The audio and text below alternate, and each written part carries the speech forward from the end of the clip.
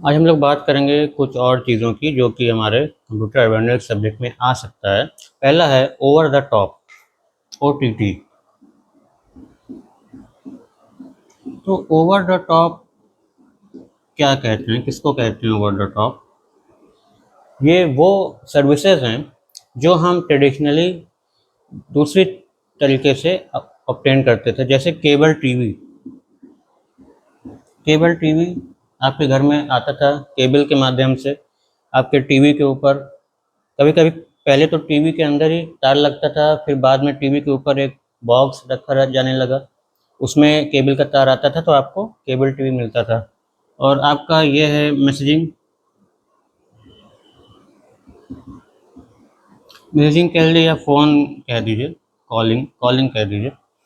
Phone की line आपके घर आती थी, उससे आप कॉलिंग कर सकते थे। और म्यूज़िक भी सुनना होता था तो केबल टीवी से आप सुन सकते थे, लेकिन वही है कि उसका जो माध्यम था वो था तार से आना। ओटीटी ने क्या किया? ओटीटी क्या होता है? ओवर द टॉप मतलब कि जो इंटरनेट की सर्विसेज चल रही हैं पहले से, उनके ऊपर ये सर्विसेज मिलने लगी हैं। ओवर द टॉप मतलब इंटरनेट के ऊपर। तो ये सब सर्विसेज क्या हैं? ये आपका वीडियो स्ट्रीमिंग सर्विसेज हैं। जैसे आपका आजकल वीडियो स्ट्रीम अमेज़न प्राइम पे भी आप वीडियो स्ट्रीम कर सकते हैं।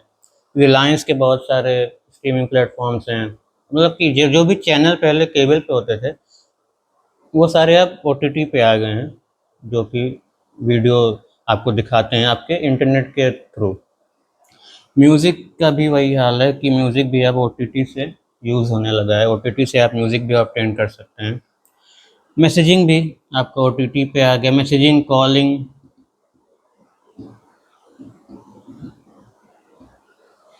ठीक है, तो ये होता है ओटीटी। जो सर्विसेज पहले आपका पहले एनालॉग माध्यम से आ रहा था, पुराने माध्यमों से जो सर्विसेज मिल रही थी, वो सर्विसेज आपको इंटरनेट के ऊपर मिलने लगी। तो उसको आप ओटीटी ऐप्स कहेंगे, ओटीटी कहेंगे, ओवर द टॉप सर्विसेज। और इंडिया में एक डेट है 2008, याद कर लीजिए। 2008 में रिलायंस एंटरटेनमेंट ने पहली बार एक ओटीटी प्लेटफॉर्म लॉन्च किया था। रिलायंस एंटरटेनमेंट, इन्होंने पहली बार ओटीटी प्लेटफॉर्म इंडिया में लॉन्च किया था 2008 में। तो ये कुछ बातें ओटीटी के ऊपर है। अब आइए देखते हैं कि डिजिटल लॉकर क्या होता है। डिजिटल लॉकर अगर आपने यूज़ किया हो तो एक ऐप होता है डिजी लॉकर, जो कि सरकार द्वारा ऑपरेटेड होता है। तो अगर आप गूगल ऐप स्टोर पर जाएंगे तो आपको मिलेगा एक डिजी लॉकर।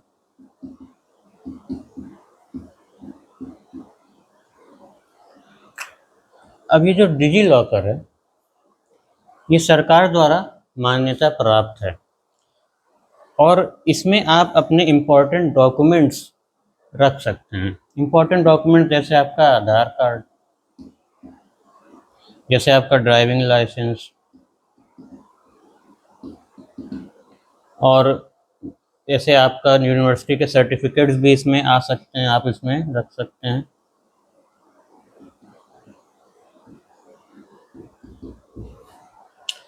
लेकिन डिजी लॉकर और किसी और फाइल स्टोरेज सर्विस में अंतर क्या है? जैसे आप ये सब फाइल्स, आधार कार्ड का जो पीडीएफ होता है, ड्राइविंग लाइसेंस का फ़ोटो खींच कर आप रख सकते हैं, यूनिवर्सिटी के सर्टिफिकेट की फ़ोटो खींच लिया आपने, फिर आप गूगल ड्राइव पे भी तो रख सकते हैं। गूगल ड्राइव पे भी तो रख सकते हैं। क्यों क्यों डिजी लॉकर क्यों खास है? इस पे भी आ सकता है सारी चीज़ें। लेकिन अंतर ये है कि डिजी लॉकर में जब ये डॉक्यूमेंट्स आती हैं, जब ये इंपोर्ट होती हैं, तो ये सरकार द्वारा मान्यता प्राप्त प्रोसेस से इंपोर्ट होती हैं। आपको अगर अपना आधार कार्ड डिजी लॉकर में डालना है, तो आपको आधार की एजेंसी यूआईडीएआई से ऑथेंटिकेशन करने के बाद आप डाल सकते हैं आधार कार्ड। इनके थ्रू डलेगा आधार कार्ड। आप अपना ये नहीं कर सकते कि आधार कार्ड की फ़ोटो खींचे और डिजी लॉकर पर डाल दें और वो एक मान्य फाइल हो गई। ऐसा नहीं हो सकता। आपको आधार कार्ड डिजी लॉकर में डालना है, आप अपना आधार नंबर डालिए पहले डिजी लॉकर में, उसके बाद डिजी लॉकर यूआईडीएआई से संपर्क करेगा और वहाँ से आपको सत्यापित करेगा, उसके बाद आपका आधार डिजी लॉकर में ऐड हो जाएगा।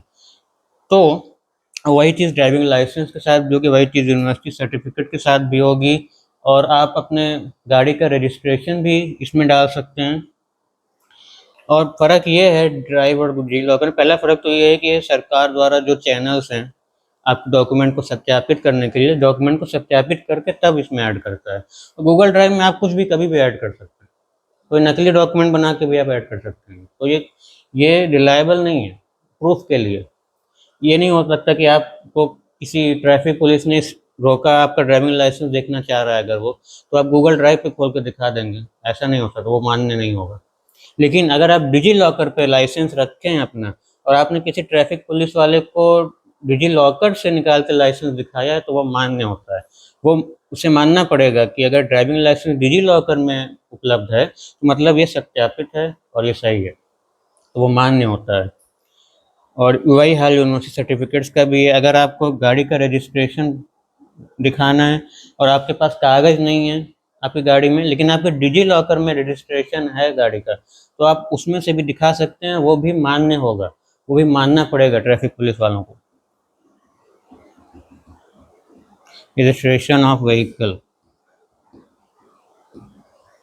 ये सब डॉक्यूमेंट्स आप डाल सकते हैं डिजी लॉकर में। तो ये फ़र्क है कि गूगल ड्राइव और डिजी लॉकर लॉन्च हुआ था इंडिया में 1 जुलाई 2015। ये सब डेट्स आपको याद रखनी चाहिए, ये सब ज़रूरी डेट्स हैं। अभी हमने देखा 2008 में रिलायंस एंटरटेनमेंट ने ओटीटी प्लेटफॉर्म लॉन्च किया था पहला, और 1 जुलाई 2015 को इंडियन गवर्नमेंट ने डिजी लॉकर लॉन्च किया था। तो ये बात हो गई डिजी लॉकर में। पैन कार्ड भी लगा सकते हैं डिजी लॉकर में, लेकिन जो भी डॉक्यूमेंट आप डिजी लॉकर में लगाएंगे वो सत्यापित होकर आएगी, और इसीलिए वो मान्य होगी एज अ प्रूफ, किसी को भी आप दिखा सकते हैं उसको। तो ये थी बात डिजी लॉकर की। आइए अब कुछ बातें डिस्कस कर लेते हैं ई कॉमर्स पर। ई कॉमर्स,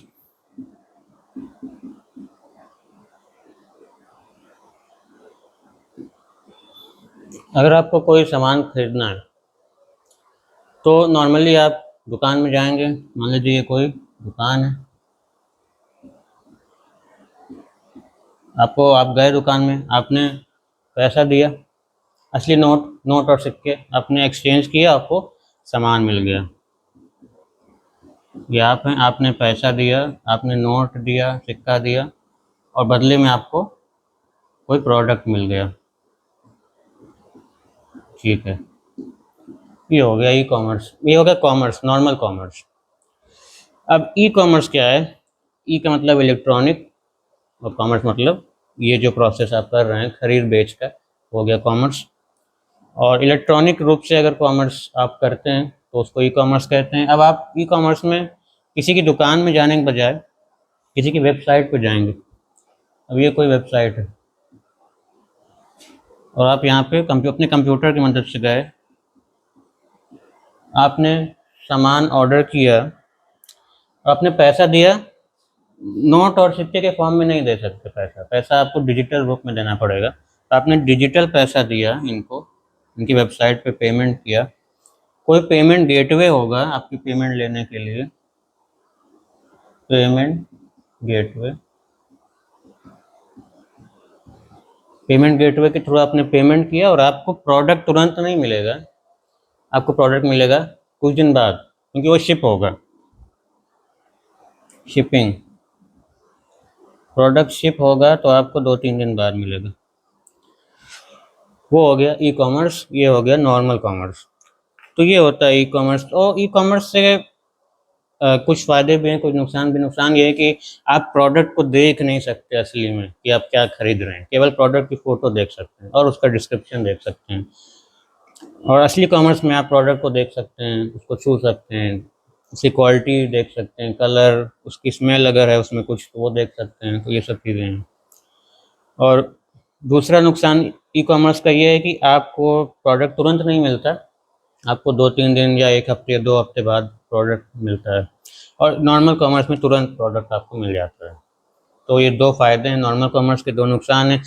और ई कॉमर्स में फ़ायदा क्या है कि आप कहीं भी बैठे, कहीं भी बैठकर, किसी भी जगह बैठकर, किसी भी दुकान से आप प्रोडक्ट खरीद सकते हैं। कि मान लीजिए कि आप प्रयागराज में है और आपको जहाँ से प्रोडक्ट मंगाना है वो दुकान पुणे में है, आप अपने घर बैठे ही प्रयागराज से ही ऑर्डर कर सकते हैं पुणे से सामान और वो आ जाएगा।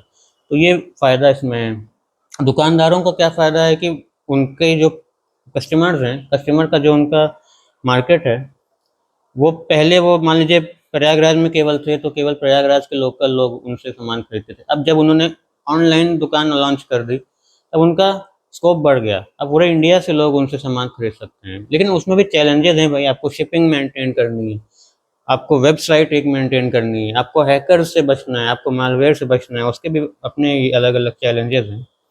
तो ये है आपका ई कॉमर्स। ई कॉमर्स के कुछ प्रकार होते हैं, तो आइए वो देख लेते हैं।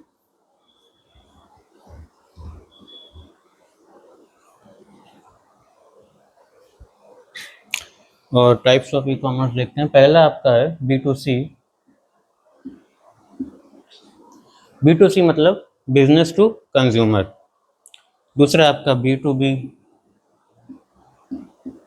बी टू बी मतलब बिजनेस टू बिजनेस, मतलब एक व्यापारी दूसरे व्यापारी को कुछ बेच रहा है, या एक मैन्युफैक्चरर दूसरे मैन्युफैक्चरर को बेच रहा है, बिजनेस टू बिजनेस। और तीसरा है कंज्यूमर टू कंज्यूमर, ये भी हो सकता है। ये कैसे होगा? आप कंज्यूमर हैं, आपके पास कोई चीज़ पुरानी रखी है, मान लीजिए आपने कुर्सी खरीदी और अब उसका यूज़ आपको नहीं है, तो आप उसको किसी और को बेच देंगे, तो वो भी ई कॉमर्स में आएगा। ठीक है, तो पुरानी चीज़ों को बेचना है, इसमें आएगा कंज्यूमर टू कंज्यूमर में। कंज्यूमर टू बिजनेस, आपके पास कोई चीज़ पुरानी हो गई है और आप किसी को बेच रहे हैं, किसी बिजनेस को बेच रहे हैं, तो वो कंज्यूमर टू बिजनेस हो गया। और ई कॉमर्स में सर्विसेज भी आएंगी। तो अगर आप कोई सर्विस दे रहे हैं, मान लीजिए कि आप कोई ऐसी सर्विस दे रहे हैं जो डिजिटल है, डिजिटल रूप में दी जा सकती है, जैसे कि ग्राफिक डिज़ाइन या वेबसाइट बनाना है या रिव्यू देना, ये भी एक सर्विस होता है, तो वो आप दे सकते हैं सर्विस किसी बिजनेस को, तो वो भी सी टू बी में आ जाएगा। सी टू जी एक होता है कंज्यूमर टू गवर्नमेंट, मतलब कि कंज्यूमर कोई चीज़ गवर्नमेंट को दे रहा है। अब ये किस टाइप का कॉमर्स है? ये है कि जब आप चालान भरते हैं अपनी गाड़ी का, आप गाड़ी चला रहे हैं, गाड़ी का चालान हो गया, तो आपने चालान भरा, तो वो सी टू जी में आएगा, कंज्यूमर टू गवर्नमेंट। तो जो जो पैसे का आदान प्रदान हो रहा है वो कंज्यूमर से गवर्नमेंट के बीच हो रहा है, तो वो सी टू जी में आएगा। बी टू जी मतलब कि बिजनेस टू गवर्नमेंट, मतलब कोई बिजनेस है जो गवर्नमेंट को कुछ दे रहा है। जैसे गवर्नमेंट टेंडर निकालती है, अलग अलग विभागों का अलग अलग टेंडर होता है कि भाई हमको इस विभाग में 10 कंप्यूटर चाहिए, तो टेंडर पे ऑप्शन होता है, जो कंपनी को टेंडर मिलता है वो फिर सरकार को कंप्यूटर्स देती है और उससे पैसा लेती है। तो ये भी एक तरह का ई कॉमर्स में आ गया, क्योंकि आजकल सब चीज़ ऑनलाइन ही होती है। टेंडर निकलना, टेंडर पे ऑप्शन होना, टेंडर का फुलफिलमेंट, अगर फिजिकल प्रोडक्ट है तो प्रोडक्ट शिप होता है, लेकिन पैसे तो फुलफिल होते हैं ऑनलाइन। तो ये सब आपका ई कॉमर्स में आ गया। तो ये होते हैं ई कॉमर्स के कुछ प्रकार।